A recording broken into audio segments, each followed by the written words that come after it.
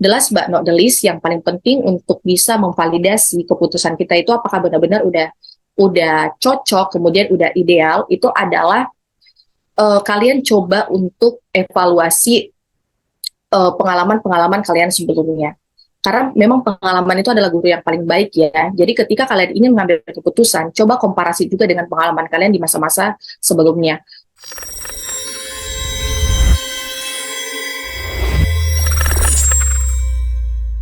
Maka teman-teman percaya nggak sih bahwa setiap orang itu punya cara berpikirnya yang berbeda? Percaya nggak? Percaya Kak. Saya Percaya Kak. Percaya Kak. Untuk itu kita kadang kalau memaksakan gitu ya, memaksakan orang bisa sepemahaman dengan kita itu sangat sulit gitu. Apalagi di dalam sebuah organisasi ataupun komunitas, dalam sebuah kelompok, itu sangat sulit untuk kita memaksakan orang lain itu bisa sependapat dengan kita. Nah, makanya penting banget nih untuk mengupgrade, mengeksplor pikiran kita gitu. Di dalam isi kepala setiap orang itu berbeda-beda teman-teman, dan pastinya teman-teman udah tahu ya, di isi kepala ini tergantung kita mau memikir tentang apa begitu. Kita bisa fokus, misalnya kita mau memikirkan seputaran soal karir doang nih ya. Iya, yang akan ada di isi kepala bagaimana untuk mencapai karir itu gitu. Atau kita memilih untuk lebih fokus kepada masalah percintaan misalnya. Kita mau cara bagaimana ya untuk mendapatkan hati si dia ini. Apalagi laki-laki ya menggunakan logikanya atau pikirannya gitu dibanding perempuan yang menggunakan hatinya. Next Kak untuk slide berikutnya. Nah, kadang karena kita menggunakan pikiran kita, teman-teman, karena kadang orang berpikiran bahwa iya kita berpikir sekadar berpikir doang, sehingga setiap ada informasi-informasi yang kita dapatkan itu sekedar kita ambil gitu, itu sekadar kita makan, kita lahap semuanya. Padahal ada cara yang harus kita lakukan, namanya adalah saring dulu baru sharing gitu ya. Udah pernah dengar saring dulu baru sharing. Nah teman-teman, ada yang namanya berpikir kritis. Berpikir kritis ini adalah kemampuan berpikir lebih rasional dan nantinya akan membantu teman-teman untuk mengambil keputusan lebih matang karena semua didasari dari analisis gitu. Karena menurut aku pribadi ya, kemampuan berpikir kritis ini akan mendorong kita tidak langsung percaya dengan segala informasi. Kita belajar lebih aktif dan lebih teliti agar tidak mudah ditipu orang lain. Aku pernah berada di posisi di mana duduk saat itu berposisi sebagai menjabat sebagai ketua umum ya, ketua umum dalam suatu organisasi gitu. Begitupun juga dengan teman-teman saat ini dengan menyandang gelar sebagai seorang duta. Nah untuk itu otomatis kita kalau menyandang sesuatu jabatan yang itu cukup besar, maka setiap ada sesuatu hal yang datang nih mendekati kita, apalagi berhubungan dengan perkembangan atau pertumbuhan dari yayasan tersebut atau organisasi tersebut, kita harus pintar-pintar nih untuk menyaring informasi yang kita dapatkan.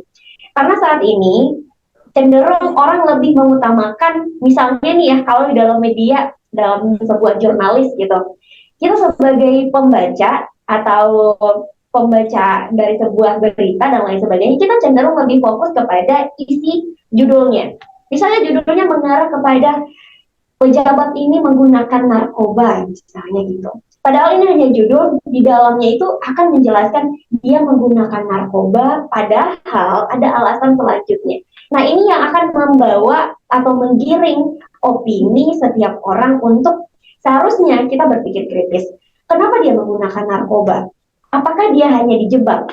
Atau apakah dia ini sebenarnya saat ini pejabat ini akan mencalonkan diri sebagai anggota legislatif di tahun yang akan mendatang, di tahun 2024. Nah kita secara apa ya akan berpikir kritis gitu untuk menyaring informasi-informasi yang kita dapatkan teman-teman. Nah ini penting banget untuk kita lebih mengeksplor isi pikiran kita. Lanjut lagi Kak. Nah, gimana nih untuk cara mengembangkannya gitu ya? Ada yang bertanya, aku pernah di dalam suatu diskusi ya teman-teman, adik aku tanya gini, Kak, gimana sih kita itu supaya lebih bisa gitu berpikir kritis. Misalnya nih kita mau duduk di tengah-tengah orang yang lebih tua dari kita, karena ada orang yang bilang kalau kita ingin mengupgrade atau mengeksplor isi pikiran kita, jangan hanya duduk dengan orang-orang yang seusia kita. Mungkin ada yang bisa menjawab kenapa atau alasannya kenapa kita jangan hanya duduk dengan orang-orang yang seusia kita. Ada yang bilang bahwa kita harus duduk di atas orang yang usianya mungkin lebih tinggi gitu dari usia kita. Ada mungkin yang bisa menjawab, speak up, silakan. Izin Kak. Iya, silakan. Oke, mungkin kalau dari sisi alasannya kita lebih dianjurkan duduk otomatis alamnya juga lebih luas, terus dia juga eh, kita kalau sama orang yang yang seumuran sama kita mungkin sama egois dalam episode persoalan. Kalau sama gua mungkin dia lebih kayak gimana ya, dewasa lah dalam menghadapi setiap masalah yang timbul dari pembicaraan antara sama dia. Jessica. Oke, terima kasih. Luar biasa banget ya. Oke, teman-teman lain masih ada yang mau menyampaikan pandangannya? Izin masuk, Kak. Oke, silakan. Oke, menurut pengalaman saya, kenapa kita harus duduk di atas kita atau tidak semestinya harus di setara dengan kita? Karena sesuai dengan pengalaman saya, orang-orang yang sudah di atas kita, contoh kayak seperti di atas umur yang lebih tua daripada kita, itu memiliki pemikiran yang luas gitu, tidak hanya semerta-merta kayak mengalami ataupun membicarakan tentang satu pembicaraan, tapi lebih meluas gitu Kak. Jadi tidak hanya membahas misalnya contoh pas hidup-hidup enggak, tapi lebih ke permasalahan yang lebih luas gitu, lebih mencakup keseluruhan, enggak hanya dalam satu pembicaraan gitu sih Kak. Oke, terima kasih Kak Hafiz, luar biasa sekali jawabannya dan semoga itu mewakili juga ya dari teman-teman semua. Benar banget ya, karena kita kalau duduk nih di lingkaran orang-orang yang lebih dewasa dari kita, ini bukan berarti tidak boleh gitu ya untuk duduk dengan orang-orang seusia kita, bukan berarti seperti itu. Tapi sepengalaman aku ketika kita duduk ingin mengupgrade isi pikiran kita, kita ingin mencoba mengontrol emosi, coba untuk duduk bersama orang-orang yang dewasa. Karena kenapa? Mereka akan membagi atau menceritakan hal-hal yang mereka sudah lewati gitu, hal-hal yang mereka sudah jalani. Apalagi kita bertanya soal kehidupan di masa yang akan datang. Aku baru semalam teman-teman duduk dengan teman aku, dia terbilang sudah agak tua gitu ya dengan aku, tapi pengalamannya luar biasa. Mungkin kalau dari orang-orang yang segi pendidikannya sudah kita kuliah gitu ya, tapi dia sebenarnya tidak kuliah teman-teman. Tapi apa sih ilmu yang aku bisa dapat dari dia? Ilmu yang aku bisa dapat dari dia adalah ketika dia bercerita terkait bagaimana wawasan atau strategi-strategi dalam berbisnis, terutama dalam berkebun. Nah, ini yang sulit banget kita dapatkan gitu dengan orang-orang yang seusia kita. Mungkin kalau anak-anak yang kuliahnya sudah sampai S2 dan lain sebagainya. Untuk itu ketika teman-teman ingin gitu ya untuk mengupgrade isi pikiran gitu ya, maka jangan memilih gitu, jangan memilih memilah siapa tempat untuk kita bercerita atau siapa orang yang kita dengarkan. Kita dengarkan aja semua. Ketika itu yang buruk, maka itu akan menjadi sebuah pengalaman yang nantinya ketika kita akan bertemu dengan orang baru, kita akan bercerita tentang, oh ini sebenarnya tidak baik. Ketika ada yang baik, maka kita akan bercerita, oh saya pernah mendapatkan ini. Seperti itu. Nah, gimana cara mengembangkan supaya kita bisa lebih berpikir kritis? Yang pertama, pahami bagaimana proses berpikir itu terjadi. Artinya nih teman-teman ya, kadang kalau misal kita dihadapi sama sesuatu yang mendorong kita berpikir kritis, caranya adalah pause dulu, berpikir otomatisnya. Berpikir otomatis ini seperti ini teman-teman. Ketika teman-teman disuruh bikin jus, ya, disuruh bikin jus, pasti akan ambil buah. Yang dipikir pertama adalah buah, baru sayur. Nah, ini adalah berpikir otomatis, teman-teman. Nah, jadi kalau kita ingin berpikir kritis, paus dulu yang berpikir otomatisnya. Nah, akan kita bisa bandingkan nih cara berpikir otomatis dan cara berpikir kritis itu seperti apa.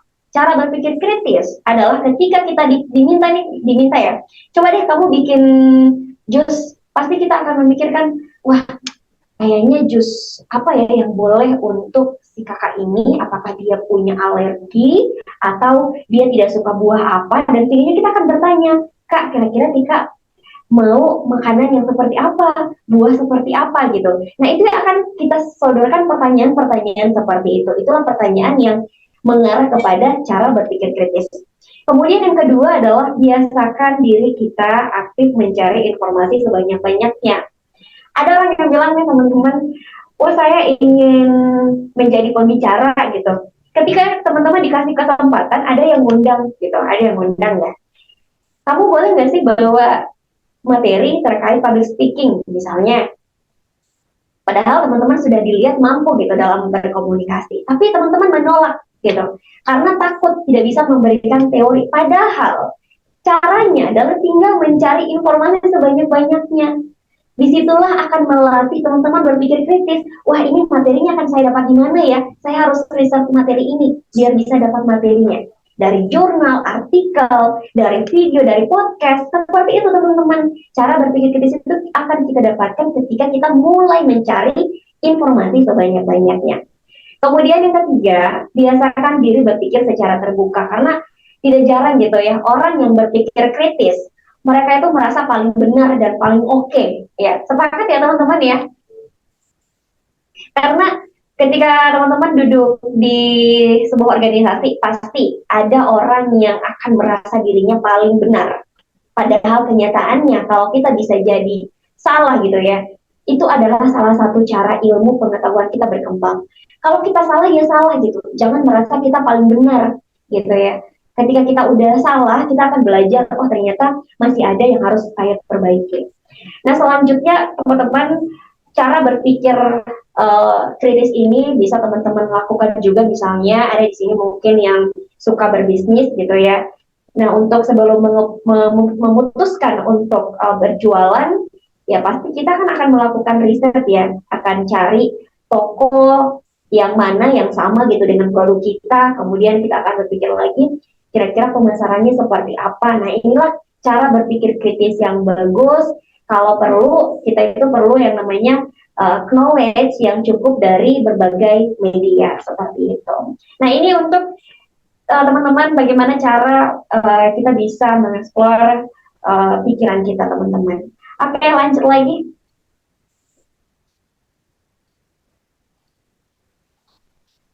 Sip, yang ini. PDKT sama diri sendiri. Kadang kalau kita ingin mengembangkan diri kita teman-teman, selain ide pikiran dan juga kemampuan kita, yang perlu kita lakukan adalah PDKT dulu dengan diri sendiri.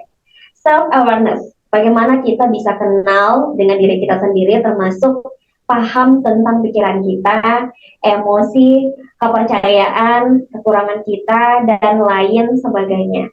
Karena kadang teman-teman ya, kita itu ilmu yang harus kita pelajari itu adalah cara bagaimana kita bisa mengenal diri kita. Kita tumbuh dalam beberapa tahun, pemahaman tentang diri sendiri pasti belum akan paham gitu. Kita akan belum mengerti sebenarnya tujuan kita ini maunya apa gitu. Ada orang yang sudah mengikuti berbagai kegiatan, tapi dia masih bingung sebenarnya apa sih yang diri kita mau gitu ya. Kenapa semua hal harus kita lakukan gitu. Sebenarnya saya ini maunya apa, tujuan saya terakhir ini nantinya apa gitu. Karir saya nantinya ini akan seperti apa. Nah itu coba deh teman-teman PDKT dulu gitu dengan diri sendiri. Ini kan ibaratnya PDKT dengan orang ya, dengan lawan jenis gitu. Kita mau PDKT dengan siapa? Oh dengan orang yang kita sukai. Pastinya kita akan cari tahu, wah dia makanan favoritnya apa ya? Dia warna favoritnya apa gitu. Nah ini yang harus kita lakukan juga. Kita harus tahu kekurangan, kelebihan, apa yang bisa kita lakukan untuk kedepannya. Seperti itu. Oke, lanjut lagi nih. Next, Kak. Nah, ini dia. Oke, sebelumnya. Oke. Memahami dulu sebelum dipahami. Mungkin ada yang bisa speak up atau kasih contoh, mungkin pernah berada di posisi ketika dia berada di mana ada orang yang ingin lebih dimengerti gitu. Mungkin bisa sharing ke aku atau ke teman-teman semua cara kamu menghadapi kondisi seperti itu ketika bertemu dengan orang yang dia inginnya dimengerti gitu ya. Boleh, silakan, ada yang mau berbagi? Oke. Oke,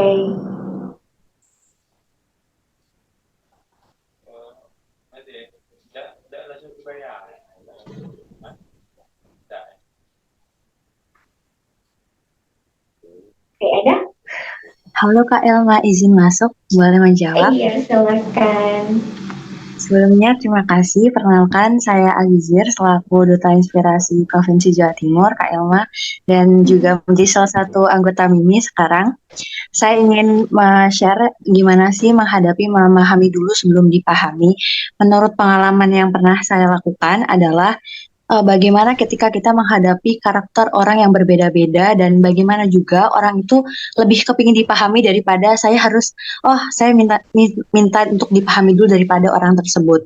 Jadi yang pertama-tama adalah mengetahui dulu bahwasannya karakter semua orang itu adalah minta dipahami. Sedangkan saya sendiri tuh kepingin dia paham kepada saya gitu. Padahal saya sendiri juga dalam keadaan kesulitan, sedangkan dia juga dalam fase kesulitan. Nah, di sini cara yang baik untuk saya lakukan adalah yang pertama yaitu adalah mengalah, Kak Elma, kalau saya sendiri. Karena apabila kita saling ngotot pada nggak mau saling memahami ataupun saling mengalah, maka nanti akan timbul kontroversi ataupun juga permasalahan yang lebih besar. Jadi pada intinya kalau misalnya saya menghadapi seseorang yang saya kepingin dipahami dulu daripada harus memahami kamu nih. Nah, jadi hal yang perlu saya lakukan adalah mengalah karena tidak semua permasalahan itu harus kita yang menangkan, tidak semua permasalahan harus kita nih yang paling dipahami, tapi dengan cara kita memahami terlebih dahulu, dengan cara kita sabar dan juga menanggapi dengan kepala dingin, mungkin permasalahan itu akan lebih mengerucut, Kak Elma. Gitu. Terima kasih. Waduh, luar biasa Kak Azizir ya, Kak Azizir dari Jawa Timur. Milenial menginspirasi juga ya Kak ya? Siap ya Kak. Aduh, luar biasa. Oke, itu dari Kak Azizir. Jadi mengalah ya, itu kuncinya. Oke, dari Kak Yoga, silakan Kak Yoga. Saya Kak. Ya, Terima kasih Kak. Apakah suara saya kedengaran Kak? Iya, boleh ada. Oke. Sebelumnya perkenalkan saya Yoga dari Jambi dan alhamdulillah sebagai anggota MIMI juga. Nah, di sini saya izin menanggapi yang mana dalam perspektif dua orang seperti contohnya yang ada di PowerPoint Kakak nih, antara 6 dan 9. Nah, yang mana dua perspektif tersebut sebenarnya mereka sama-sama benar dan tidak ada yang salah menurut pendapat mereka. Tapi di sini bagaimana cara kita untuk memahami antara kedua belah pihak. Di sini pengalaman saya yang mana di sini saya dan teman saya. Nah, kita nih sama-sama anak anggota, cuman beda organisasi seperti itu. Nah, yang mana ketika kita ada suatu kegiatan, otomatis yang mana organisasi ini terkadang berbanding terbalik terhadap perspektif antara satu dengan yang lain. Nah, itu bukan berarti di sini kita memecahkan suatu hubungan pertemanan kita, tapi kita saling memahami bagaimana cara kita untuk memahami antara posisi dia sebagai anggota organisasi satu dengan posisi saya sebagai anggota organisasi yang lainnya, sehingga di sini bukan berarti kita memecahkan masalah, bukan berarti kita memecahkan suatu hubungan, tetapi kita bagaimana memahami satu dengan yang lain seperti itu Kak. Terima kasih. Terima kasih Kak Yoga, suaranya bagus banget ya. Oke, dari Kak Yoga adalah lebih ke cara pandang kita Kak Yoga ya, cara pandang kita dan memposisikan diri kita. Ada Kak Sri dari Jambi, silakan Kak Sri. Baik, sebelumnya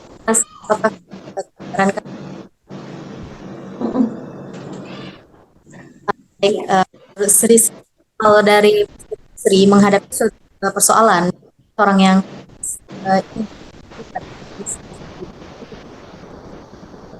tadi contoh juga contoh kecil dalam satu kos, kita ya walaupun satu kos kita satu kamar, tapi kayak gimana ya, susah untuk menyatukan persepsi kita, karena dalam satu kos Sri itu contohnya kita anak ketiga, dia anak pertama, otomatis pemikiran kami itu beda, gimana kerasnya sikap anak pertama dan lembutnya sikap anak terakhir seperti itu. Mungkin kayak kalau Sri, dari Sri tadi kayak kalau Sri ingin dia kayak gitu, kayak Sri harus memposisikan diri Sri. Kalau di rumah mungkin Sri bisa jadi kayak anak kecil, anak tua Sri. Kalau Sri bersama teman Sri jadinya Sri harus mengalah gitu. Maksudnya kalau Sri nggak mengalah, otomatis kalau Sri keras, dia keras, otomatis akan terjadi pertengkaran. Oke, dalam contoh kecilnya aja nggak bersapa gitu. Kan nggak enak kalau kita satu satu kos, kita nggak bersapa gitu. Kita dalam betul yang kita tadi dalam persoalan itu, kita nggak salah, dia juga nggak salah, cuma kayak kita lebih uh, salah memposisikan kita harus bisa mendewasakan sikap kita dalam menghadapi si A misalnya, menghadapi si A sikap kita harus seperti ini, menghadapi si B kita harus gitu. Oke, oke, terima kasih Kak Sri. Meskipun suaranya agak putus-putus, tapi aku bisa ambil maknanya, di mana intinya yang paling penting adalah kita bisa memposisikan diri dan rasa egois itu harus diturunkan. Gitu ya Kak Sri ya. Oke, ada Kak Edward dari Sulawesi Utara. Oke, terang semua bisa. Silakan Kak Edward. Baik Kak, terima kasih untuk kesempatannya. Jadi saya izin menjawab mengenai persoalan memahami dulu sebelum dipahami. Nah, jadi untuk konsep memahami ini terhadap mungkin dalam contoh kasus, mungkin dalam suatu organisasi ataupun hubungan antara individu dengan individu ataupun individu itu dengan kelompok, pastinya kita yang orang-orang yang memiliki pengetahuan yang lebih itu hendaklah itu memberikan kesempatan dulu kepada teman kita yang mungkin tidak mau mengalah ini untuk berbicara terlebih dahulu. Berbicara terlebih dahulu, kita dengarkan apa yang mau dia katakan, apa alasannya dia, apa yang menjadi dasar-dasarnya dia, kemudian kita mengambil sebuah kesimpulan kira-kira dari alasan yang dia berikan, dari dasar yang dia sampaikan itu kira-kira bisa nggak untuk dibenarkan. Tapi ketika memang mungkin tidak bisa untuk menjadi sebuah pembenaran bagi sebuah kasus, itu kita sebagai orang yang telah paham itu sudah tanggung jawab kita untuk menjelaskan kepada dia bahwasannya yang menjadi dasarnya ini itu belum terlalu untuk bisa untuk dipahami oleh banyak orang. Karena itu didengarkan terlebih dahulu, kemudian kita pahami, kita mengerti apa maksudnya itu benar atau salah, dan kalau misalkan benar kita terima dan kalau salah kita jelaskan, seperti itu Kak.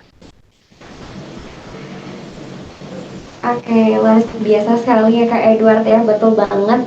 Yang pada dasarnya kita itu terkadang dari semua apa yang disampaikan oleh teman-teman tadi itu kuncinya adalah pertama komunikasi. Ya, itu komunikasi penting banget. Tadi Kak Edward juga sempat spill itu.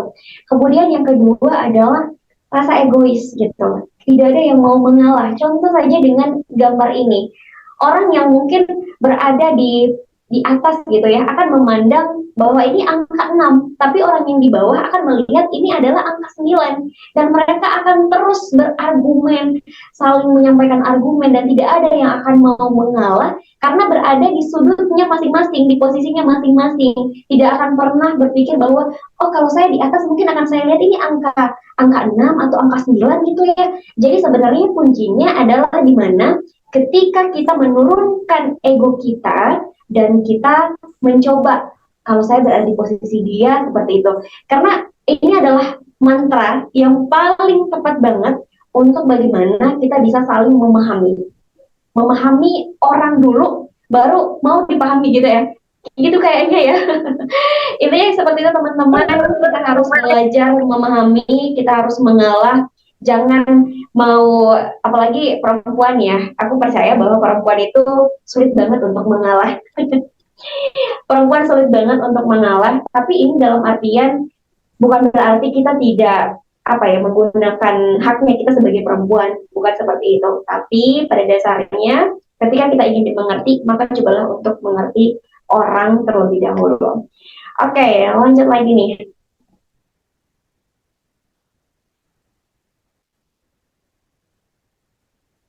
Oke, lanjut. Oke. Nah ini ya, menemukan pengalaman yang tepat untuk karirmu. Ini lebih ke, kita sudah di slide berapa ya? Duh, aku bikin materinya lupa sendiri kali. Nah ini teman-teman semua, kadang kalau kita ingin mencapai sesuatu, ini masih berhubungan dengan uh, mengimprove ya skill kita, untuk melatih skill kita. Caranya adalah menemukan pengalaman yang tepat untuk karir kita. Aku punya prinsip, jadi mulai dari akhir. Artinya apa teman-teman? Ketika kita ingin apa ya, ingin mendapatkan pengalaman yang tepat untuk karir teman-teman, ini untuk mengasah skill kita ya. Kita harus memulai sesuatu yang kita sudah tahu tujuan akhirnya kita itu seperti apa. Karena banyak orang yang memulai tidak tahu tujuan yang jelas, tidak tahu apa hasilnya gitu. Jadi sebenarnya teman-teman, prinsipnya adalah mulai dari akhir. Kita harus tanyakan dalam diri kita, apa sih yang kita mau tuju gitu ya?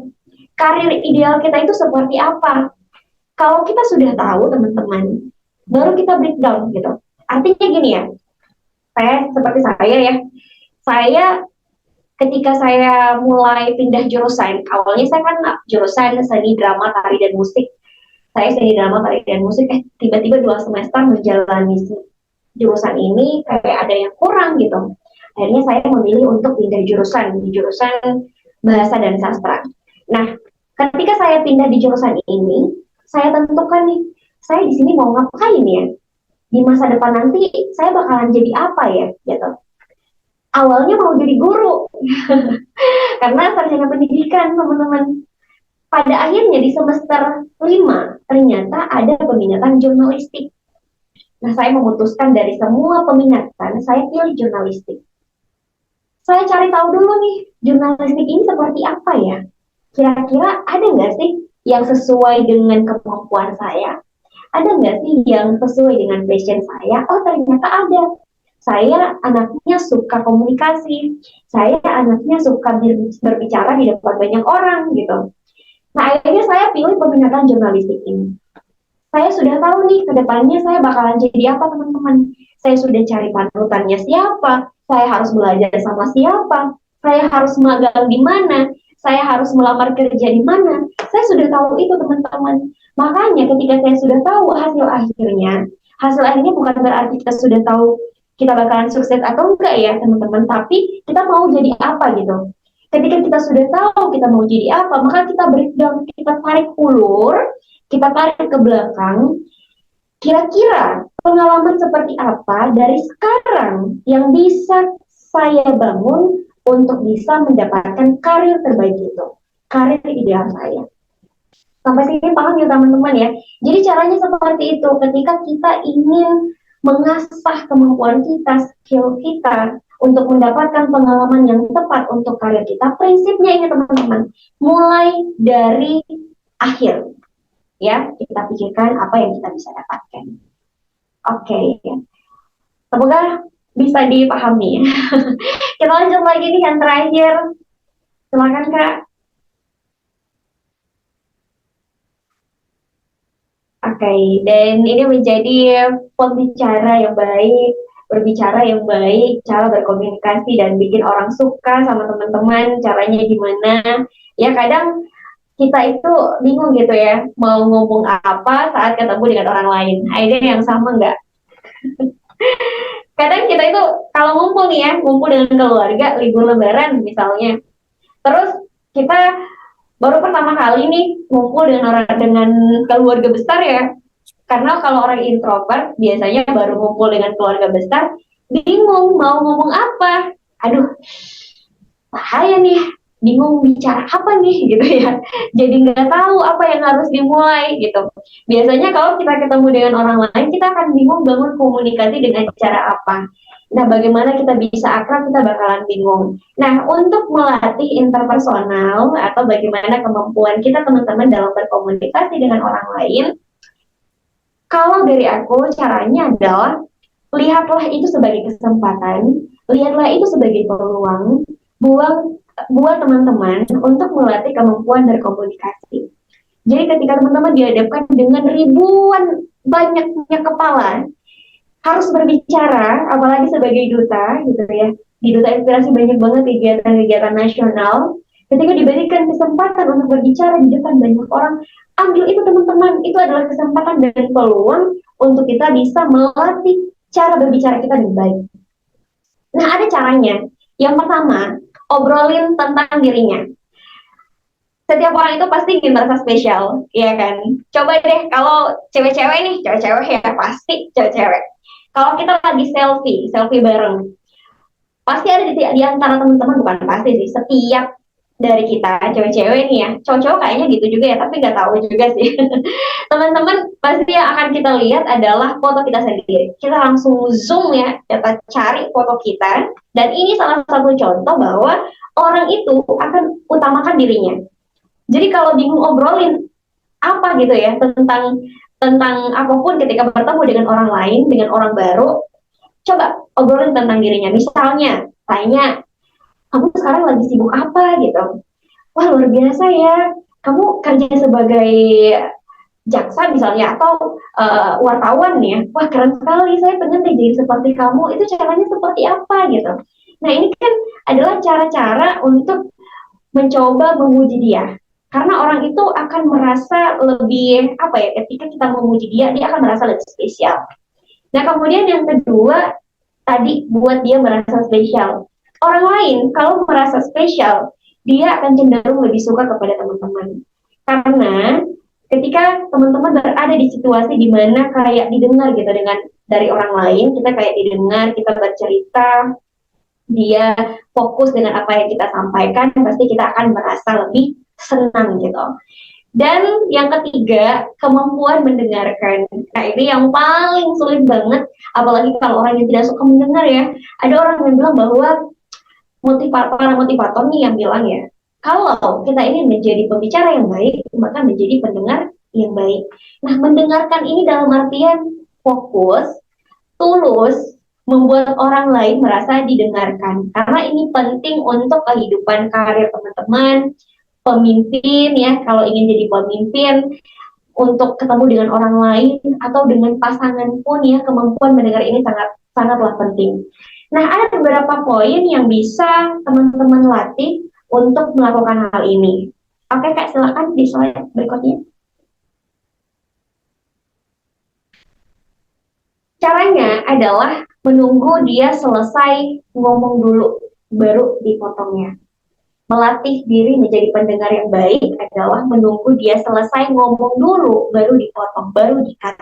Jangan memotong pembicaraan orang. Itu nggak sopan, teman-teman. Kalau kita udah tahu nih informasi yang dia sampaikan, tunggu dia selesai dulu ngomong.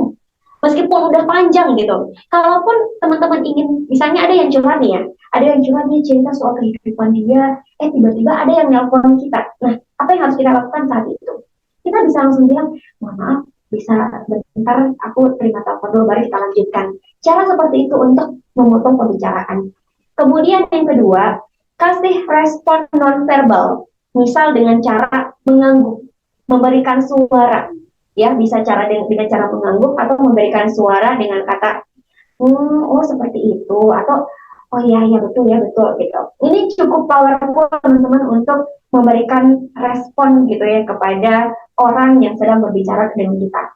Nah, kemudian kasih respon secara verbal, memberikan pertanyaan lanjutan. Tidak perlu dengan harus kasih dan ya, tapi ketika teman-teman dia berbicara, coba dengan kasih respon secara verbal, memberikan pertanyaan lanjutan. Misalnya, oh iya betul ya, di sana itu bagus banget loh tempatnya, wisatanya keren-keren loh. Oh ya, ini di Duta Inspirasi bakalan ada inspirator woman yang kedua, dan kabarnya di Thailand loh. Langsung kita langsung kita kasih respon secara verbal, wah betul di Taiwan kan itu kayak dengan kuliner gitu ya. Nah, jadi bisa dengan cara seperti itu teman-teman.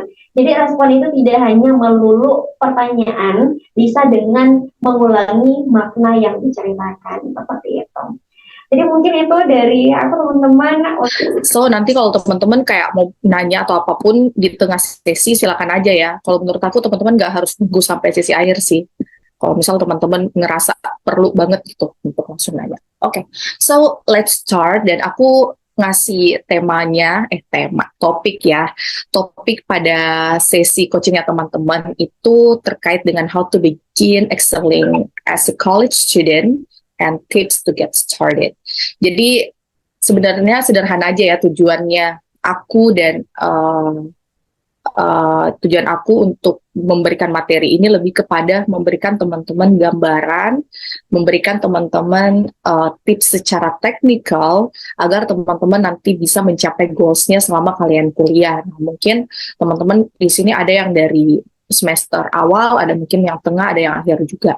So before that, let me know teman-teman sekarang kalau kuliah kalian udah semester berapa, biar aku bisa channeling kira-kira nanti pembahasan kita bagusnya diarahkan kemana. Jadi silakan di chat teman-teman, tulis kalian semester berapa, ya whatever lah teman-teman mau nambahin misalnya kalian jurusan apa juga boleh aja. Biar aku tahu teman-teman backgroundnya apa aja. Karena di sini ada banyak banget nih, ada berpuluh-puluh orang. Ada yang semester 3-3, ya ampun, kenapa ada semester 3-3? Itu kebanyakan. Kayaknya 3 ya, tapi typo. It's okay. Teman-teman, bentar ya, aku coba survey dengan sangat cepat. Oh, ada maba, ada 5, ada 3, ada 7, ada berapa tuh? Ada 5, ada maba lagi. Oke. Ada yang semester 0. Oke, berarti masih maba ya. Belum terhitung 1. Oke. Jurusan hukum, ada juga hukum. 3-3, oke. Oke, jadi aku menyimpulkan teman-teman ini benar-benar variatif ya. Dari semester awal ada, tengah ada, akhir juga ada. Kemudian jurusannya juga ada dari teknik, ada keperawatan, ada hukum, transportasi, dan lain-lain, gizi, dan lain-lain sebagainya. Oke. FIKP, oke, FIKP AI, Artificial Intelligence. Benarkah teman-teman, itukah jurusan dari AI itu?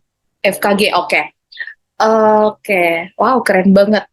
Accounting, halo, aku juga accounting loh. Sistem informasi, oke.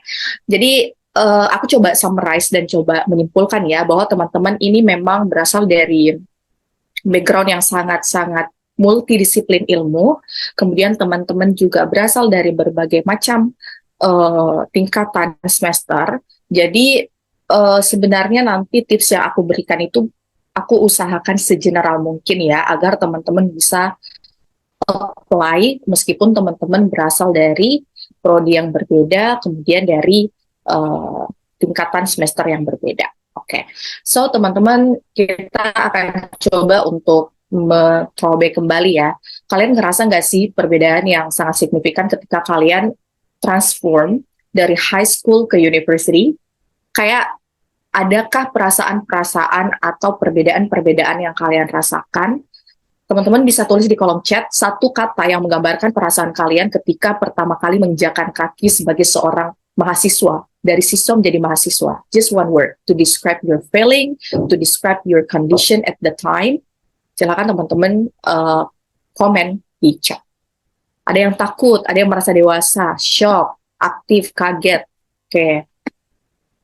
Oke, sangat beda. Ya, biasa. Ada yang merasa biasa aja. Oke, biasa aja ya. Capuy itu apaan, teman-teman? Kalau misal teman-teman pakai bahasa daerah, bahasa Indonesia juga ya, biar aku belajar bahasa baru dari teman-teman gitu. Santai. Oke deh, maba nyimak. Oke, jadi belum merasakan apa-apa ya, maba ya. Oke, jadi teman-teman juga merasakan perasaan yang berbeda-beda pastinya, karena aku yakin sih bahwa journey dan juga challenge yang kalian dapat memasuki masa kuliah itu pasti bisa aja beda-beda. Nah, ini ada teman-teman yang merasa challenging, kemudian ada juga teman-teman yang merasa ya santai aja. Karena memang journey yang kita jalani sebelum kuliah dan selama menjalani kuliah itu bisa aja berbeda-beda. So, it's okay ketika kalian sekarang ngerasa capek, ngerasa challenging banget, atau mungkin merasa hopeless, itu it's okay teman-teman, karena memang perasaan seperti itu wajar banget ketika kalian bertransformasi dari satu jenjang pendidikan ke jenjang yang lebih tinggi, apalagi universitas ya. It's really complicated and I really feel it too. Oke, next. Nah, aku mau bilang bahwa memang dimanapun kita berada, perubahan itu pasti akan selalu ada. Dimanapun, entah itu teman-teman di dunia pendidikan, berorganisasi, ataupun mungkin ketika kalian sebelum menjabat atau sebelum mendapat amanah sebagai duta inspirasi, kemudian teman-teman diberikan mandat itu pasti teman-teman juga akan merasakan perubahan yang nyata gitu, signifikan atau tidaknya itu teman-teman tergantung bagaimana kalian mengolah dan memanage perubahan itu. Nah, jadi aku mau bilang, ketika kalian udah masuk ke jenjang universitas, ke jenjang perkuliahan, dengan segala perubahan yang ada itu, kita memang dituntut untuk bisa resilience dan untuk bisa lebih resilient dan juga lebih adapt dengan perubahan yang ada. Kenapa? Karena resiliensi atau daya tahan itu yang mampu mengantarkan teman-teman menuju goals yang bakalan kalian tuju. Karena aku yakin ya, pasti tiap-tiap dari kalian di sini punya tujuan-tujuan jangka pendek maupun tujuan jangka panjang ketika kalian kuliah. Ada yang mau jadi entrepreneur mungkin, ada yang mau ikut lomba ini, lomba itu, ada yang ingin aktif di organisasi, mau jadi ketua BEM misalnya, atau mau jadi juara di kompetisi A, B, C, dan sebagainya. Nah, itu bisa saja beda-beda antar satu individu dengan yang lain, dan it's okay. Sepanjang teman-teman mau komitmen dan mau effort untuk mewujudkan itu. Nah, pasti pertanyaan teman-teman kebanyakan adalah, so how to deal with it, Kak? Cara kita biar sampai ke goals itu, yang notabene kalau kuliah kita juga harus bisa fokus ke akademik pastinya ya. Karena tujuan kita kuliah ya memang yang paling besar itu adalah bagaimana kita bisa studi dengan baik, kita punya rekam jejak yang bagus, kita bisa selesai sesuai dengan waktu yang sudah ditentukan, and then kita bisa lanjut studi lagi, atau mungkin teman-teman yang mau langsung kerja gitu. So that's why mungkin beberapa fenomena-fenomena yang aku rasakan dan juga beberapa orang-orang di sekitarku gitu yang juga merasakan hal yang serupa gitu. Sebelum kita lebih lanjut ya teman-teman, aku yakin kalian juga udah paham banget lah posisi teman-teman itu sebagai apa. Apalagi kalian udah punya peran ganda, bukan lagi hanya sekedar mahasiswa, bukan lagi sebagai masyarakat aja, bukan lagi sebagai generasi muda aja, tapi teman-teman bahkan seorang ambassador. Teman-teman adalah duta, teman-teman pakai selempang nih, teman-teman punya sertifikat misalnya dan sebagainya. Sehingga peran kalian itu udah ganda sekarang. Di tengah-tengah masyarakat ada harapan dan ada ekspektasi yang orang kasih ke kalian pastinya. Dan aku yakin mungkin di luar sana akan ada yang berargumen misalnya, oh kamu tuh duta, harusnya tuh kamu seperti ini, harusnya kamu seperti itu. Aku yakin teman-teman mungkin mendapati hal yang sama ya, karena memang itu suatu hal yang sangat lumrah dan sangat sering terjadi ya, karena memang being ambassador, menjadi seorang anak muda yang punya amanah seperti itu, kalian memang harus menjadi role model. Kalian juga harus memberikan contoh-contoh yang baik, kemudian kalian harus bisa nge-influence orang untuk bisa aware dengan isu-isu yang kalian bawa gitu. Nah, kalian di sini kan juga pasti berasal dari organisasi mungkin ya, organisasi yang berbeda-beda. Kalau misal teman-teman punya organisasi atau punya project, kalian ada yang concern ke ekonomi mungkin, ke sosial, ke lingkungan, dan lain-lain sebagainya. Nah, sehingga kalian pasti sangat-sangat punya peranan yang strategis gitu di tengah-tengah masyarakat. Nah, makanya kita punya 5 peran ini sebenarnya ketika kita sebagai generasi muda. Kita sebagai agen perubahan, kita sebagai social control, kita sebagai guardian, kita sebagai iron stock, dan kita sebagai moral force. Jadi kelima fungsi ini itu melekat di diri kita, apalagi di diri teman-teman sebagai seorang duta, sebagai anak muda berprestasi, sebagai anak muda yang menginspirasi. Kalian harus pegang teguh kelima hal ini. Karena being an outstanding student, menjadi seorang yang berprestasi, itu bukan hanya soal IPK ya teman-teman, bukan hanya soal akademik tok aja, bukan hanya menyoal seberapa banyak kompetisi yang kalian menangkan, bukan seberapa banyak funding yang kalian dapatkan untuk proyek kalian, tapi lebih dari itu, menjadi mahasiswa berprestasi itu sangat-sangat multi aspek dan juga tidak bisa kita pandang dari satu kacamata aja. Jadi jangan insecure ketika teman-teman merasa bahwa oke, kayaknya di akademik aku sepertinya nggak bisa terlalu power, tapi di satu sisi aku bisa power di bidang yang lain gitu.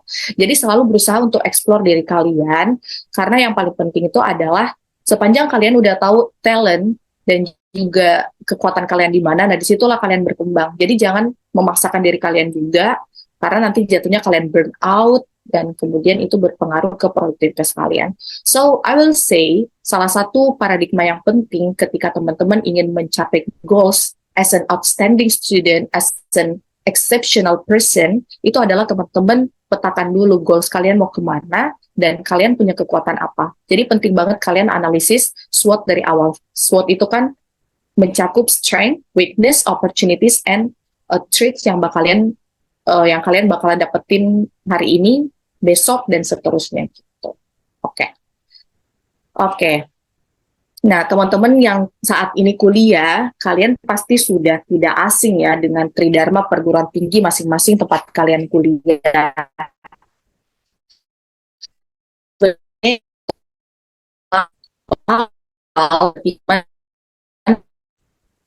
Even outstanding student. Oke, aku salah tekan. Oke. Nah, jadi ketika kita bicara soal Kak, gimana sih caranya biar bisa seperti dia, seperti orang itu, dia itu orangnya berprestasi banget. Pertama-tama teman-teman, sebelum aku menjawab pertanyaan seperti itu, selalu tanamkan di diri kalian, tidak semua hal itu bisa kita bandingkan di waktu yang sama gitu. Karena pertama, starting point kita bisa jadi berbeda-beda. Kita mungkin kita di satu starting point yang sama, tapi struggle yang kita alami bisa berbeda. Jadi ibaratnya kita lari maraton ya, kita punya starting yang sama, kita sama-sama di line yang sama gitu. Tapi mungkin jalan yang kita tempuh di depan itu bakalan beda-beda. Ada ya batunya, ada kerikilnya, ada apapun lah yang mungkin bisa menjadi challenge kita. Jadi begitupun ketika teman-teman mau jadi mahasiswa berprestasi di perguruan tingginya masing-masing ya. Satu hal yang penting, teman-teman pahami bahwa banyak banget platform, banyak banget wadah untuk kalian bisa berkembang. Bukan hanya di edukasi tok aja, tapi kalian juga bisa shining, bisa shimmering, splendid di bidang yang lain. Kalian bisa unggul di riset kah, atau kalian suka pengabdian masyarakat, nah kalian juga bisa powerful di situ. Jadi pesan aku adalah, selalu tanamkan dan selalu percaya bahwa menjadi mahasiswa berprestasi, menjadi seseorang yang contribute to the society, nggak harus menyoal akademik aja, tapi bisa ke ranah-ranah lain di mana kalian bisa ngembangin diri. Gitu. Apalagi kalau udah di univ ya, banyak banget wadah, banyak banget orang yang bisa kalian engage, sehingga kalian bisa affiliate di dalam, dan kalian bisa berkembang gitu. Di edukasi pun, itu bukan hanya tentang di kelas ya, tapi kalian bisa aktif di organisasi, di internal ataupun eksternal kampus, kalian bisa ikut grant, kalian bisa ikut pendanaan, kalian bisa ikut riset, jadi asisten dosen, dan lain-lain sebagainya. Di satu sisi, kalau kalian punya jiwa sosial yang tinggi dan mau kontribut langsung ke masyarakat, kalian bisa ikut community service, kalian bisa ikut pengabdian, volunteering, kemudian kalian bisa coba opportunity yang ada. Nah, apalagi sekarang teman-teman mungkin sudah nggak asing ya, ada program MBKM, Merdeka Belajar Kampus Merdeka ya, untuk teman-teman coba gitu. Banyak banget opportunity untuk kalian, dan itu tinggal kalian pilih aja, kalian sukanya di bidang apa. Jadi sekarang udah banyak banget platform, tinggal kitanya aja mau apa enggak ke arah situ. Gitu. Oke, sebelum lanjut, nah ini salah satu poin penting yang aku mau coba emphasize ke teman-teman ya. Mungkin kalian juga sering berpikir atau mungkin sering diperhadapkan pada situasi di mana kalian itu bingung dan mungkin burnout di satu sisi ya. Burnoutnya itu karena mungkin kalian seringkali dihantam dengan berbagai pertanyaan. Misalnya, kamu tuh Gen Z, kamu tuh Gen Y, jadi kalian tuh harus bisa contribute more. Sebenarnya argumen itu memang nggak salah ya teman-teman, karena argumen itu datang berdasarkan data sebenarnya. Jadi teman-teman, for your information ya, 2/3 populasi Indonesia itu adalah teman-teman. Jadi bayangin ya, dari total penduduk Indonesia, itu 2/3-nya adalah kita. Jadi makanya wajar banget ketika banyak argumen, kemudian banyak tuntutan yang mengarah ke kita yang kayak, lo tuh harus kontribut ke masyarakat, lo tuh harus bisa menjadi agen perubahan, karena ya generasi muda itu di tangan itu ada harapan bangsa dan berbagai macam statement-statement yang sering muncul ya.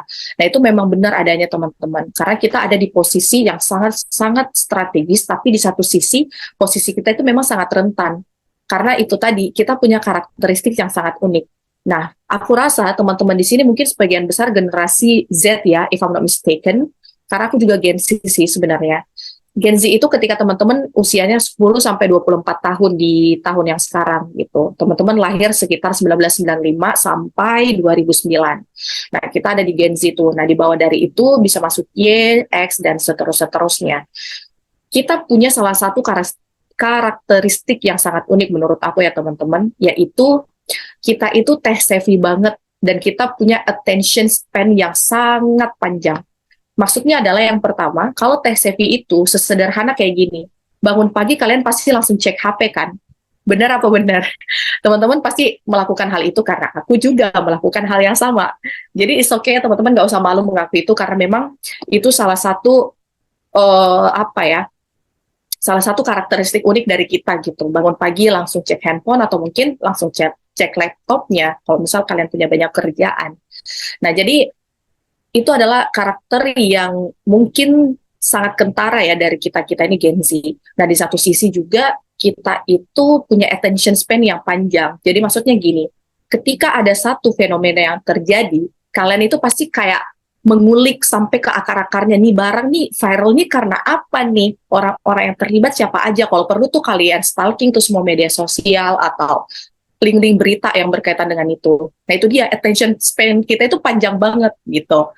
Jadi kita punya keinginan yang tinggi untuk explore. Jadi dua hal ini yang sebenarnya menjadi keunggulan kita sebagai generasi muda, dan ini sebenarnya memudahkan kita untuk being an outstanding student. Nanti aku akan kasih lihat kenapa itu bisa menjadi salah satu keunggulan kita. Nah jadi sebelum kita lanjut ya ke teknis-teknis gimana caranya biar teman-teman nih bisa menjadi outstanding student sesuai versi kalian masing-masing. Sebelum kalian memetakan secara detail hal-hal yang perlu dilakukan, terlebih dahulu kalian juga harus ngerti diri kalian itu tipikal generasi muda yang seperti apa, kemudian talenta kalian itu apa aja, itu penting. Nah, jadi kalau kita melihat riset dari IDN, itu ternyata ada 7 tipe generasi muda. Nah, teman-teman bisa lihat ya di layar, ada adventurer, ada visionary, ada artist, ada leader, ada socializer, ada conservative, ada kolaborator.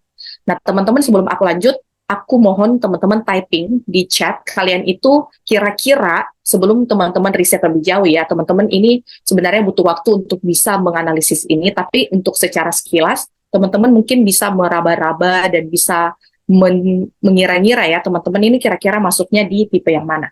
Teman-teman silakan di kolom chat. Oke, ada yang visionary, ada leader, ada artis dikit. Oke, nah itu dia aku bilang ya, teman-teman memang nggak bisa langsung memetakan pada saat ini juga. Tapi oke, teman-teman bisa memperkirakan aja dulu. Oke, ada lagi nih, leader dikit. Oke, adventure maybe. Oke, jadi teman-teman kira-kira udah ini ya, bisalah menganalisis teman-teman itu tipikal yang apa. Kenapa ini penting teman-teman? Karena gini, di setiap ini itu punya karakteristik yang sangat-sangat berbeda. Itu sangat-sangat berbeda dan sangat spesifik. Ketika teman-teman udah tahu kalian arahnya kemana dan tipikal kalian seperti apa, kita bakalan dengan mudah untuk menganalisis teknis-teknis yang perlu kita lakukan ketika kita mau mencapai sesuatu. Nah, misalnya contoh, the leader dan the artist. Kalau the leader itu jelas ya, orang-orang yang memang punya power yang cukup dominan untuk bisa influence orang lain.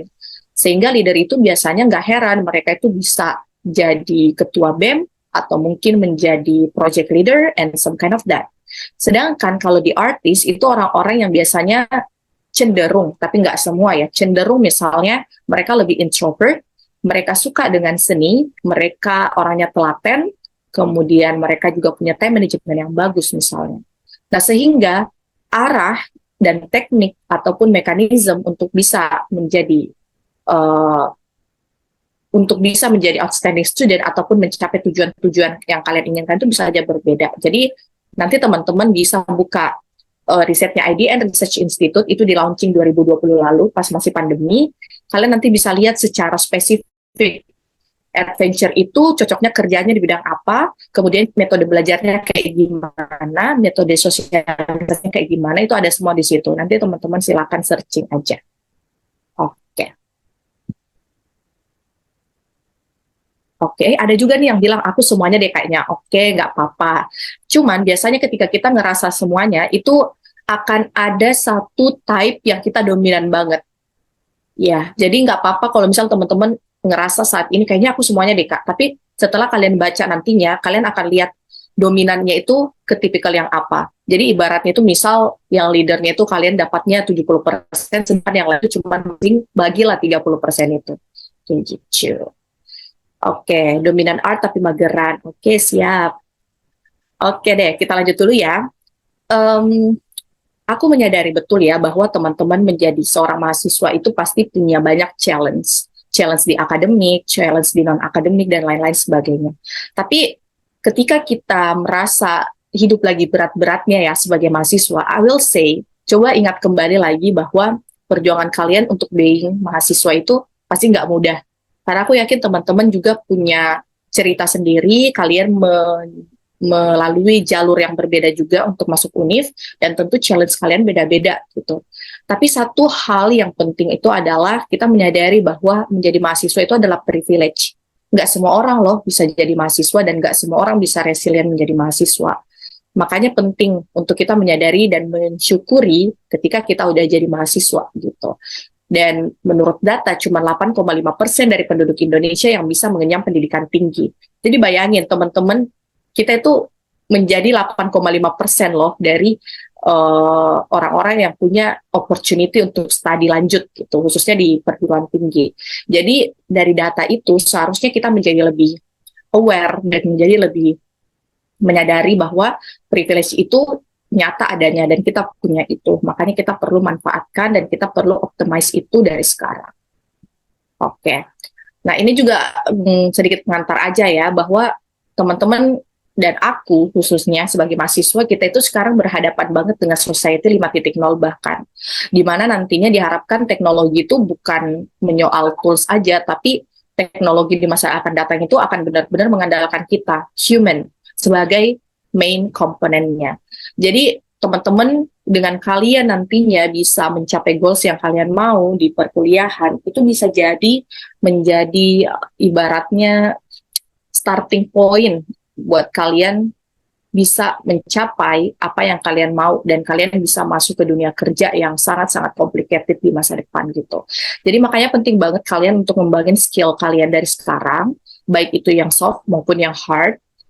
Kemudian kalian jangan lupa juga untuk mengedepankan attitude and value, kemudian kalian mengasah potensi kalian dengan berbagai platform yang ada sekarang. Salah satunya kan kalian Indonesia adalah satu langkah yang kalian udah buktikan gitu, bahwa kalian udah selangkah lebih maju gitu. Makanya dengan kalian udah affiliate ke dalam forum yang produktif seperti ini, aku harap kalian nggak hanya berhenti di sini gitu. Nah, kalian coachingnya kan tinggal 3 lagi ya, if I'm not mistaken.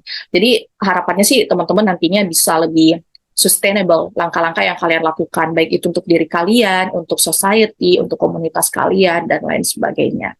Dan ketika udah menyandang duta ya, pasti kalian akan bikin project ya, kalau aku nggak salah ya. Tapi biasanya yang aku lihat, biasanya program-program duta itu kalian dianjurkan, kalaupun nggak diharuskan, kalian dianjurkan untuk bikin project gitu yang bisa berdampak ke society. Nah, makanya penting untuk kalian dari sekarang juga, di samping kalian berusaha memaksimalkan potensi diri kalian secara individual, jangan lupa bahwa kalian itu agent of change. Kalian harus kontribut ke society, makanya buat gerakan yang bottom up dari sekarang.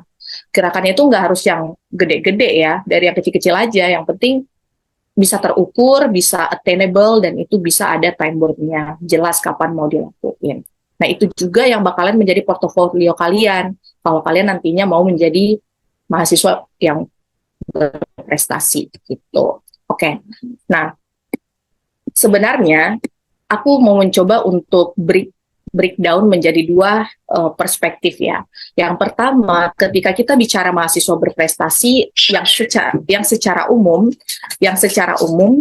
itu berarti kita berbicara tentang secara individual atau secara capacity building kita gitu. Mahasiswa berprestasi dalam pengertian secara umum. Yang kedua, mahasiswa berprestasi dalam artian kita kaitkan dengan event nasional yang diadakan oleh Dikti setiap tahun. Jadi, aku akan mencoba membahas ini menjadi dua hal, karena mungkin teman-teman di sini ada yang sudah tahu ajang Pilmapres, pemilihan mahasiswa berprestasi. Nah, itu juga bisa menjadi pilihan kalian nantinya kalau kalian udah mau join. Tapi di satu sisi, ketika kalian belum berminat ke arah situ, nah aku juga memberikan beberapa tips yang kalian bisa terapkan in general, yang kalian bisa terapkan secara one by one gitu dari diri kalian sendiri gitu. Oke. Jadi yang pertama, selalu yang aku tekankan ketika ditanya bagaimana caranya menjadi orang atau mahasiswa yang resilient selama perkuliahan, yang paling penting menurut aku itu adalah setiap pengalaman yang kalian punya itu adalah guru terbaiknya gitu. Jadi ketika kalian di tahun pertama kuliah, jangan dulu kalian target yang gede-gede. Kenapa? Fokus dulu ke hal-hal kecil yang bisa kalian lakukan gitu. Goals-nya nggak apa-apa gede, tapi targetnya itu yang kalian kerucutkan. Jadi misalnya gini, di semester pertama, misalnya kalian ingin IPK-nya 4,00 gitu. Nggak apa-apa teman-teman punya goals yang gede atau bahkan lebih gede dari IPK, itu nggak apa-apa, tapi targetingnya kalian itu bikin spesifik. Misal target IPK aku 4, maka cara yang aku gunakan apa? Misalnya kalian join study club. Kemudian yang kedua, kalian mau ambil kelas di luar kelas yang ada di univ kalian gitu, misalnya kelas online atau apapun itu. Yang ketiga, mungkin kalian mau coba ikut course ataupun yang lain-lain sebagainya. Atau kalian bikin kelompok belajar dengan teman-teman kalian. Nah, itu kan targetingnya spesifik tuh. Jadi makanya kalian bikin itu setiap semesternya. Karena kalau setiap semester kalian bikin, kalian ibaratnya punya path yang jelas. Kalian punya jalan yang jelas kayak ngapain nih di semester ini aku akan fokus apa. Semester 2 fokus apa, 3, 4, dan seterusnya gimana. Kayak gitu. Jadi penting banget untuk kalian manageable dengan task yang lebih spesifik. Dan itu aku lakuin sejak semester 1 dan it works. Makanya teman-teman bisa banget gunakan itu. Oke. The next. Ibaratnya gini ya teman-teman, aku selalu mau bilang, ketika mau jadi mahasiswa berprestasi itu memang kita nggak bisa mengukur dari satu sisi aja. Makanya penting banget teman-teman memanfaatkan segala opportunity yang ada hari ini. Karena opportunity yang datang hari ini itu belum tentu datang besok, belum tentu datang di hari-hari yang kemudian gitu. Jadi makanya penting teman-teman dari sekarang itu petakan semua opportunity yang bisa kalian coba. Opportunity itu banyak banget. Ada yang sifatnya akademik, ada yang sifatnya lomba, ada yang sifatnya magang, exchange, kemudian apa lagi ya? Community development, dan lain-lain sebagainya. Courses, dan lain-lain. Jadi kalian sebisa mungkin kalau dapat info tentang lomba, tentang exchange, tentang MBKM misalnya dan lain-lain sebagainya, kalian sebisa mungkin breakdown itu dan kalian catat sebaik mungkin, entah itu secara manual ataupun kalian menggunakan platform tertentu. Dan aku biasanya menggunakan Notion atau Trello untuk men-track semua opportunity yang ada. Kenapa ini penting? Ketika kalian udah punya goals mau menjadi the best version of yourself selama kuliah, kalian memang harus sedikit capek di awal karena kalian akan mencoba untuk menyusun segala opportunity yang ada. Misalnya sorry ya, Shopee aku begini terus. Nah, misalnya kalau teman-teman dari sekarang mau fokus dulu untuk coba kompetisi esai skala nasional. Nah, kalian breakdown tuh semua jenis-jenis lomba yang mungkin akan diadakan di bulan ini misalnya. Nah, kalian lihat tuh mana yang bisa kalian ikuti, apakah sifatnya itu individual atau kelompok, apakah membutuhkan dosen pendamping atau tidak misalnya. Nah, itu teman-teman silahkan breakdown seperti itu. Jadi, nggak apa-apa kalian bikin Excel-nya atau kalian catat di buku manual pun is okay. Kalian catat tuh nama lombanya atau nama kegiatannya apa, kapan deadline-nya, kemudian kalian list juga resources apa yang kalian butuh. Misalnya kalian butuh CV kah, atau misal kalian harus bikin video dan lain-lain. Nah, itu penting banget. Dan itu akan sangat baik ketika teman-teman starting dari sekarang. Gitu. Jadi biar nggak kelabakan ketika teman-teman nanti udah di semester 3 atau 4. Yang notabene kalau di semester 3-4 itu kalian bakalan fokus skripsi dan fokus magang, dan juga fokus untuk wisudanya kalian misalnya, dan lain-lain sebagainya. Oke. Yang ketiga, yang nggak kalah pentingnya adalah aku akan mengulang ya pembahasan kita sebelumnya, mencoba merecall kembali bahwa menjadi mahasiswa itu privilege, dan aku akan bilang bahwa 4 tahun kalian kuliah itu sebenarnya nggak akan terlalu terasa ketika teman-teman ngisi dengan hal-hal yang positif dan produktif. That's why I always say, manfaatkan sebaik mungkin segala opportunity, resources, dan time yang kalian punya. 3 hal ini penting banget kalian kedepankan saat kuliah. Karena 4 tahun itu ketika kita nggak join ke hal-hal yang sifatnya produktif, itu akan useless banget. Padahal 4 tahun ini akan menjadi ibaratnya track record yang luar biasa banget ketika kita manfaatin dengan sebaik-baiknya. Apalagi untuk teman-teman yang langsung berencana untuk lanjut S2, S3, atau mau kerja, itu bakalan menjadi portofolio yang luar biasa banget. Nah, makanya kalian penting juga untuk memetakan dan menganalisis serta mengestimate segala challenge yang bakalan kalian dapetin. Karena memang selama kuliah itu challenge itu akan banyak banget. Aku akan bilang kayak gitu karena memang selain tantangan akademis, kalian juga bakal dihadapkan dengan tantangan-tantangan eksternal. Entah itu dari organisasi kalian, dari personalnya kalian mungkin, lingkungan keluarga, lingkungan pertemanan, dan lain-lain. So that's why teman-teman perlu mitigate sebisa mungkin apa yang menjadi kendala dan tantangan yang bakalan kalian dapetin. Itu yang bakalan buat kalian bisa menganalisis setiap risk atau resiko yang bakalan dapetin selama kuliah. Gitu. And yang keempat, we make a living by what we get, but we make a life by what we give. Satu hal yang penting ketika ingin menjadi mahasiswa yang berprestasi itu bukan hanya menyoal berapa nilai yang kalian dapat, bukan hanya menyoal seberapa cepat kalian selesai, tapi lebih dari itu, seberapa impactful dan seberapa useful kalian selama kuliah. Makanya penting juga ketika kalau kuliah itu teman-teman join volunteer atau join community development. Karena aku selalu mikir kayak gini ya teman-teman, menjadi mahasiswa itu memang kita punya tanggung jawab untuk bisa bikin impact ke masyarakat. Karena yang pertama kita punya keilmuan yang lebih gitu, kita punya keilmuan yang lebih, dan itulah yang menjadi landasan orang berekspektasi lebih ke mahasiswa, khususnya kita generasi muda ya. Makanya teman-teman sebisa mungkin di samping kalian memaksimalkan akademik kalian, kemudian lomba-lomba lah segala macam, sebisa mungkin juga paling tidak kalian mengikuti satu program yang sifatnya itu pemberdayaan masyarakat. Karena dengan begitu kalian bisa langsung menyalurkan dan mengimplementasikan ilmu yang kalian punya. Karena rugi ketika kita hanya punya ilmu itu tapi kita biarin mendam aja. Nah, itu bahaya juga. Nanti nggak berkembang dan nggak akan ada improvement dari hari ke hari. Makanya penting kalian mengadakan program atau kalian join program dari dosen ataupun kalian ngajuin proposal ke Dikti, apalagi Dikti sekarang udah ada program MBKM kan, jadi kalian bisa ngajuin pendanaan dan sebagainya. Jadi itu beberapa hal yang teman-teman bisa lakuin, khususnya yang berkaitan dengan community empowerment. Okay. The last one, I think, it is literally true that you can succeed based on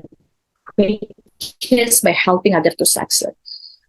Satu hal yang penting juga yang nggak kalah urgent ketika di perkuliahan itu, jangan teman-teman berpikir bahwa menjadi mahasiswa berprestasi itu berarti kita fokus ke diri kita. Enggak ya teman-teman. Sejujur-jujurnya, menjadi mahasiswa berprestasi itu yang paling penting adalah kita bisa membuat orang lain juga bersinar gitu. Jadi jangan merasa bahwa aku menjadi mahasiswa berprestasi Kak, jadi ya udah aku fokus ke diri sendiri aja, aku mau ikut lomba sendiri aja, aku nggak mau collab sama orang gitu. Jangan kayak gitu ya teman-teman, karena itu bakalan bisa menjadi bumerang di perkuliahan kalian.